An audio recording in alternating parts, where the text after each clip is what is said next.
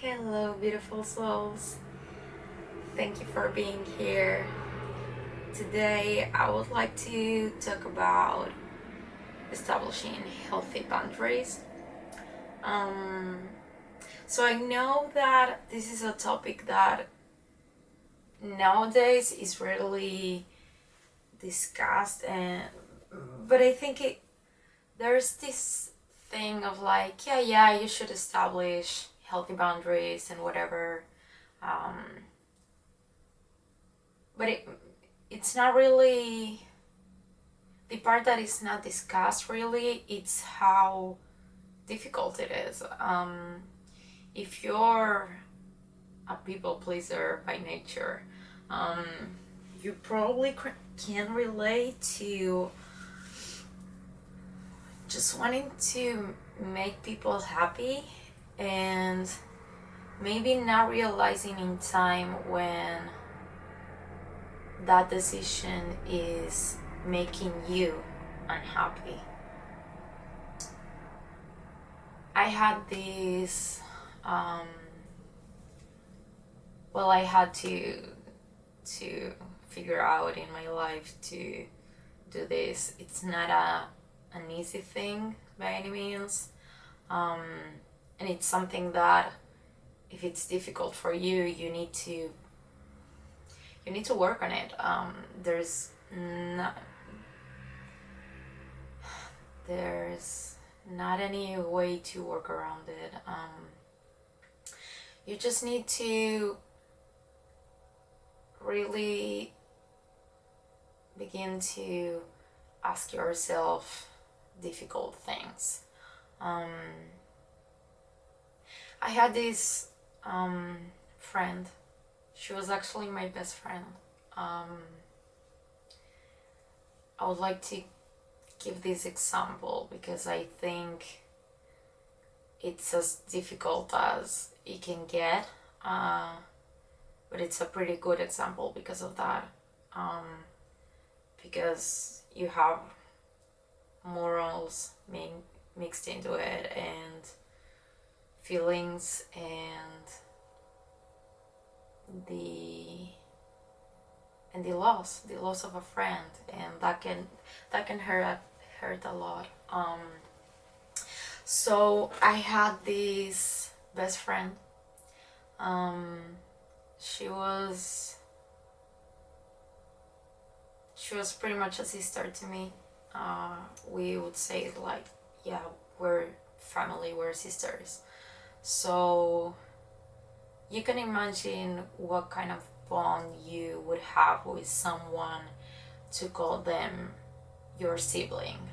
Like there's no day that you don't talk to them, or there isn't any situation or something that they wouldn't be a part of or know exactly what's going on with you, what's going on in your mind every day, every single little thing, good, bad, whatever in the middle.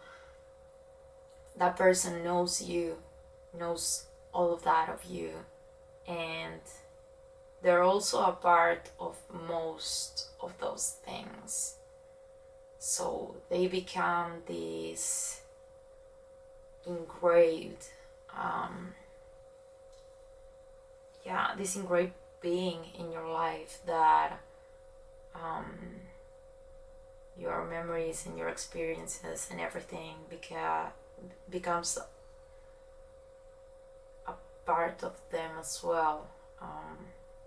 They're there to form everything that you experience, and most times that means that it makes your life pretty great, and it can be really amazing if you have that bond with someone. But yeah, so in this case, you can imagine if I'm talking about establishing healthy boundaries, it's not so much as though we were spending too much time together. It's nothing like that. There isn't such a thing as too much time when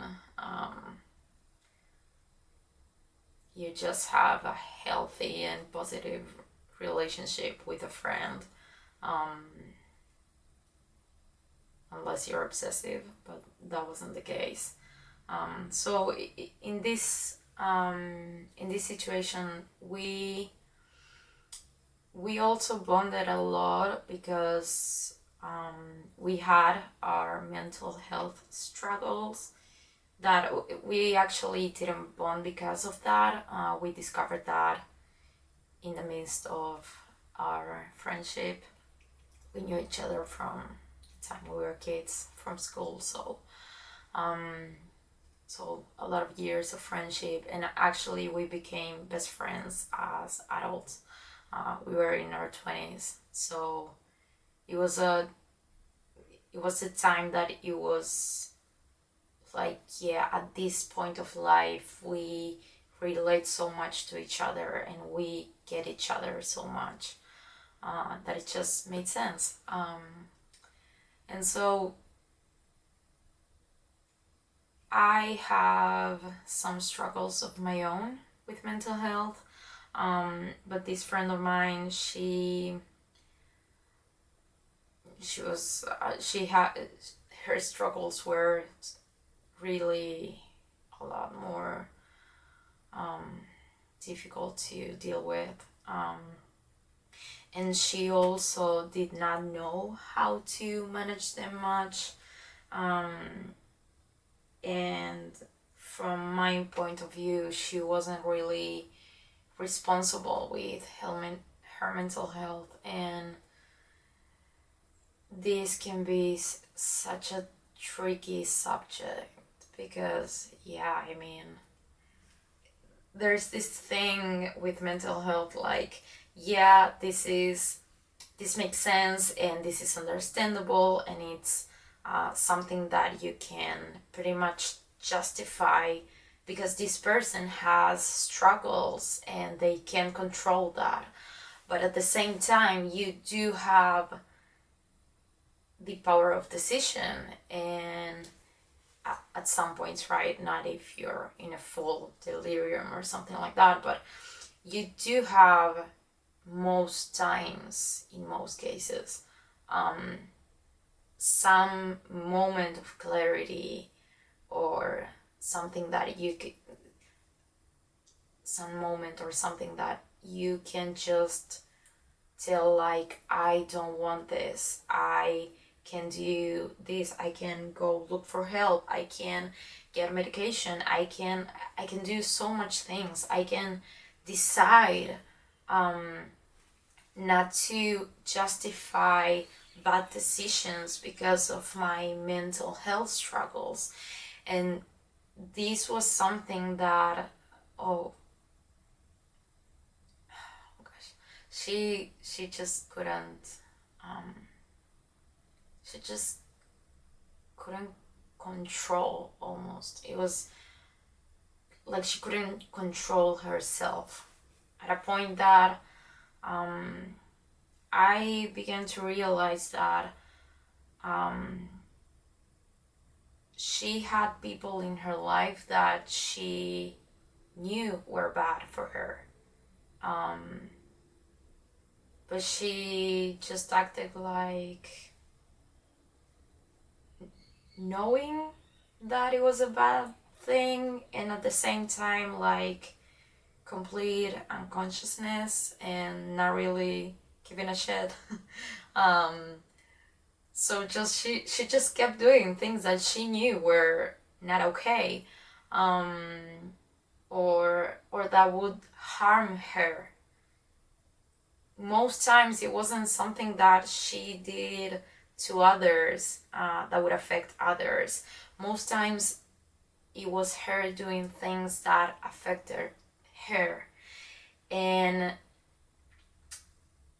the outcome of that was that it spread like this virus or something in everything in her life, because she was struggling, and she was depressed, and she had other issues. And yeah, it affected her romantic relationships, her sexual relationships, the relationship with her family, um, the dealing with loss for her as well, friendships, everything. Um, her, yeah, I mean, it's not even her trying to um, work or something like that. It was, yeah, her work life was non-existent. Um, she was studying, but she really didn't take any steps to solve at least one issue at a time.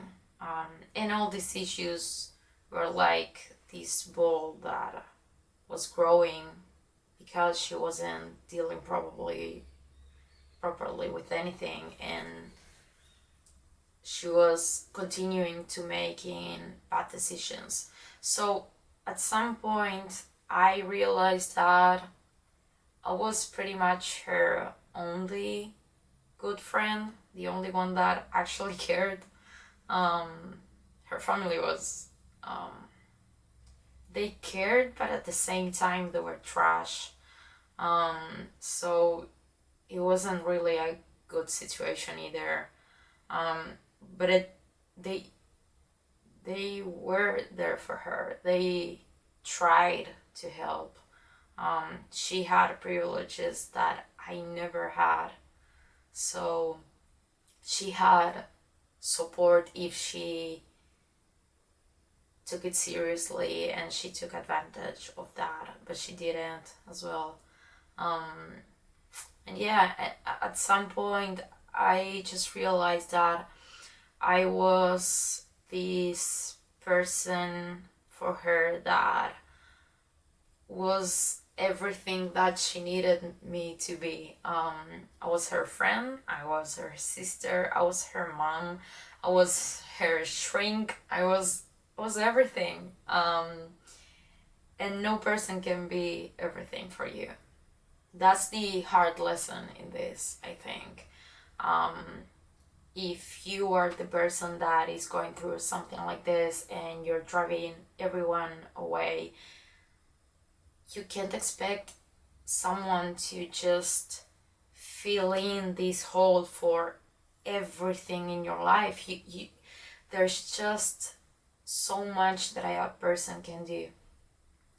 And for me, it was really hard because I was like, she's my best friend, she's my sister, and I want to be there for her. And I also studied psychology, and I have my own mental struggles, and I'm an empath. So I want to be there for her, and I want to help her. I want to help people, and not being able to help my freaking best friend, um, it was tough.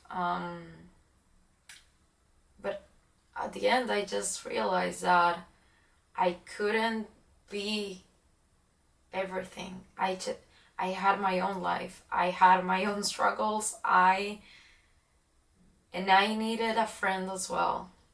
I needed someone. I didn't have my best friend. I did I didn't have any best friend.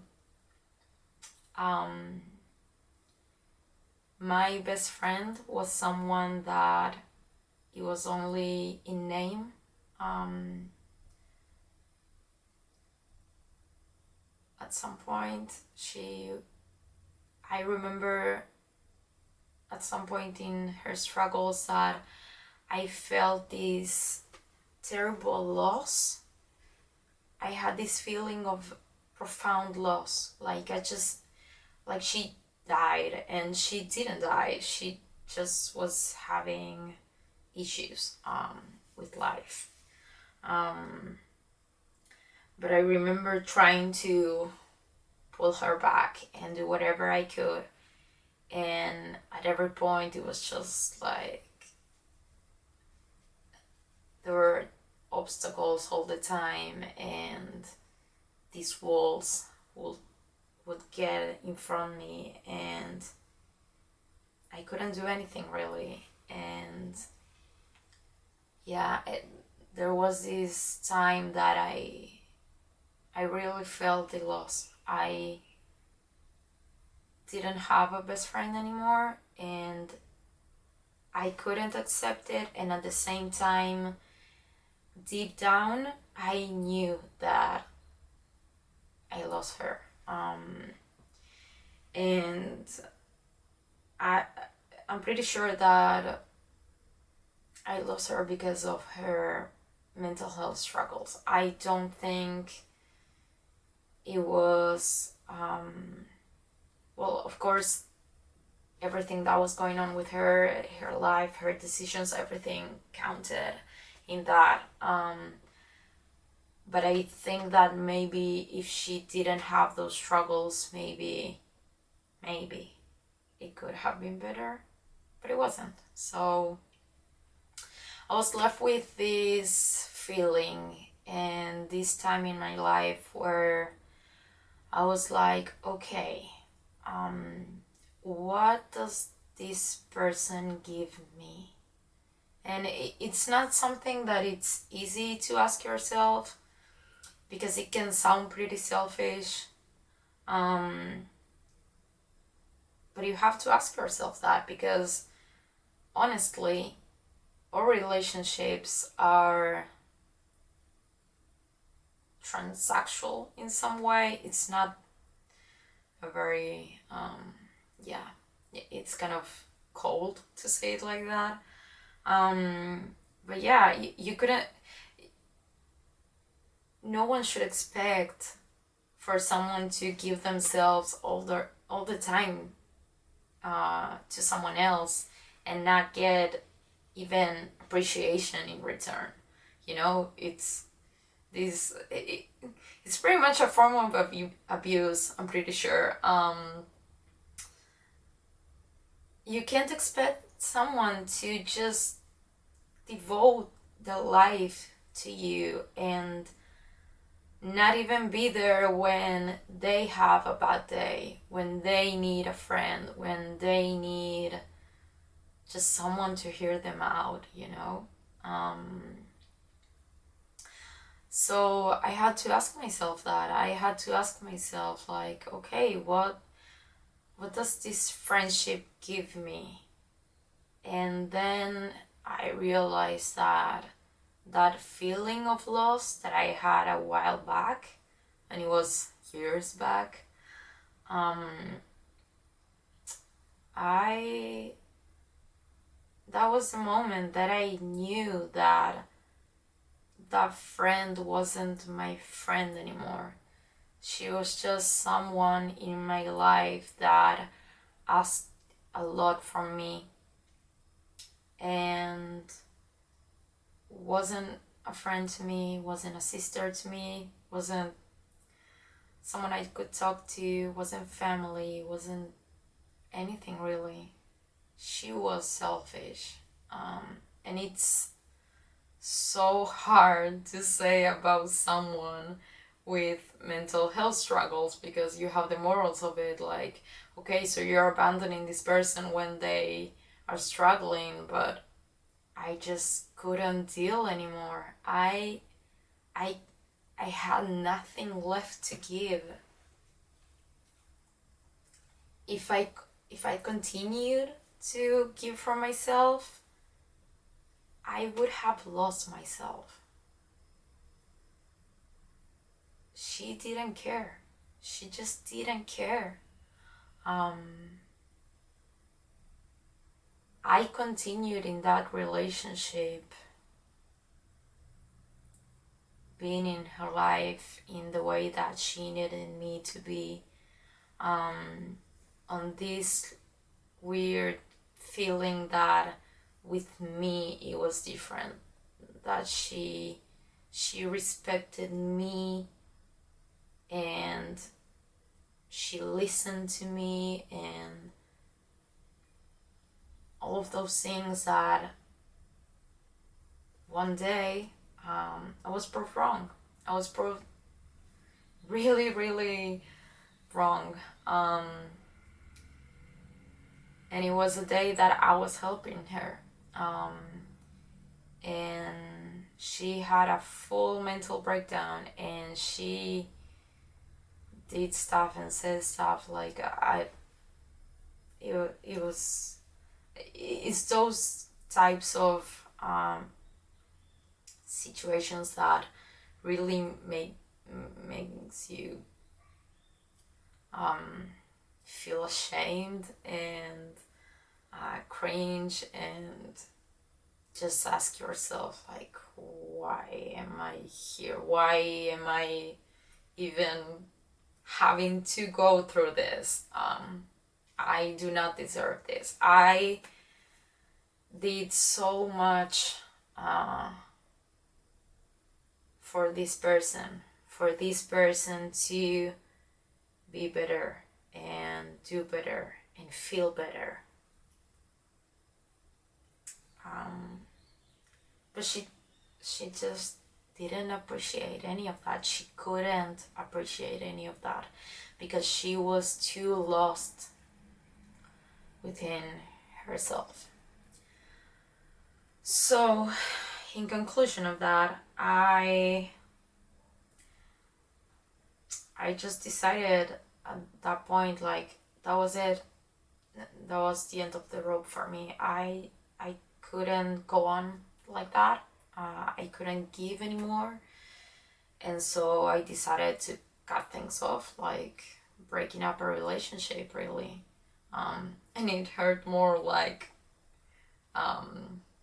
it hurt a lot more from most of the times that I broke up with a boyfriend or something like that. It hurt so much more. And yeah, it was difficult, and explaining what happened exactly was difficult as well. And she kind of lost it on me. And I had to be so strong within my boundaries until, like, nope, here's my limit and you're not going to cross it. That's it. I'm not going to let you in.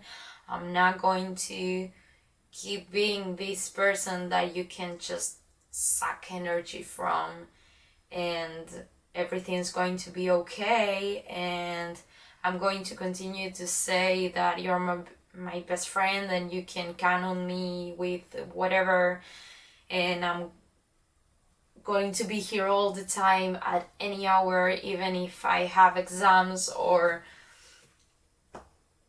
I was going through something else myself. I was just, that's it. And it was so hard to do.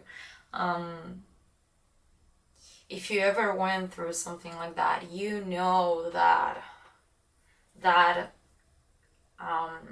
like push and take, someone pushing really hard to be there or something, that happens with toxic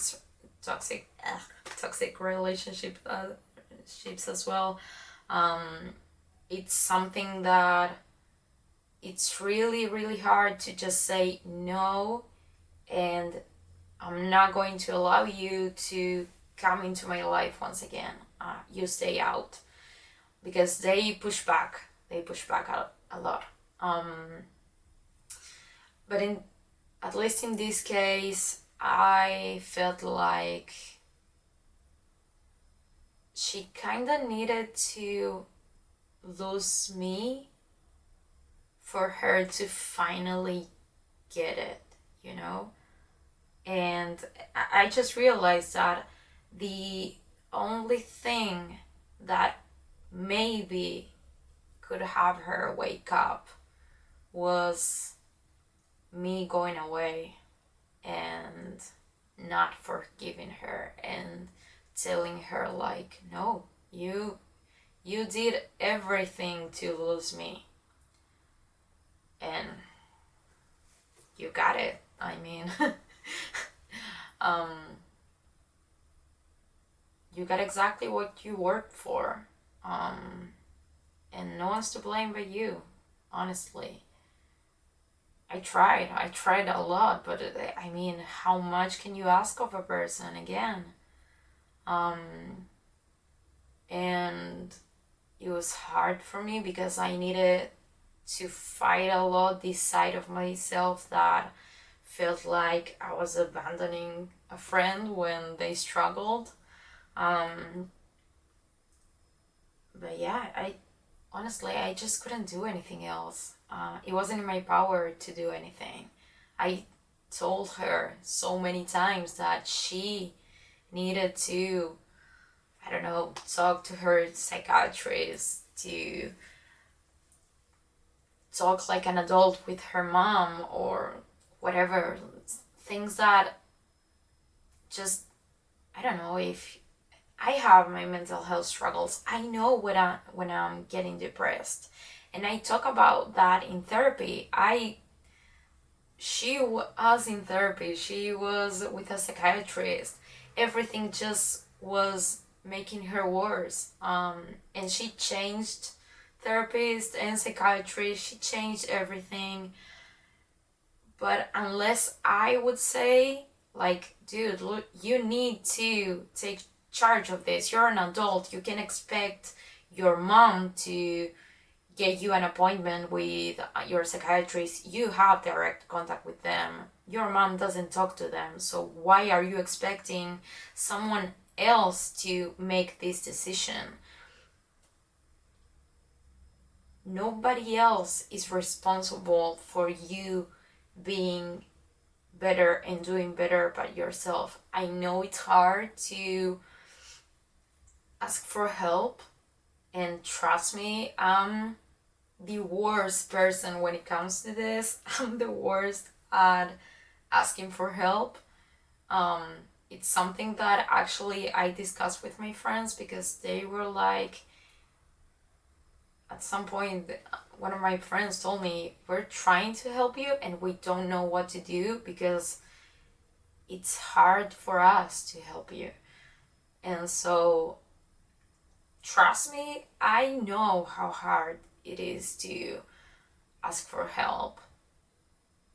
But that should have its limit when it's like you need a psychiatrist to know, your psychiatrist to know that you're struggling. So, yeah, I mean, if you get to the point that you realize that someone is just sucking the energy out of you, that they're just using you most of the time. It could be a conscious thing, and it could be as well something that they don't realize, and then that's when it's so much more difficult to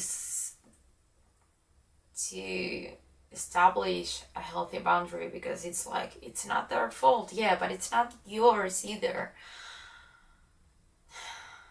It's really, really hard. But you should know your worth. You should know that it's not okay for a friend or a family member or a coworker or anyone to just ask of you everything and whatever they want to ask from you all the time. And for you to just be this thing that exists there for them.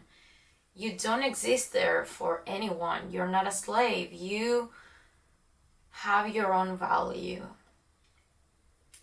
And you should respect yourself more and love yourself more to say no. It's just no. You don't deserve this. You can go help yourself.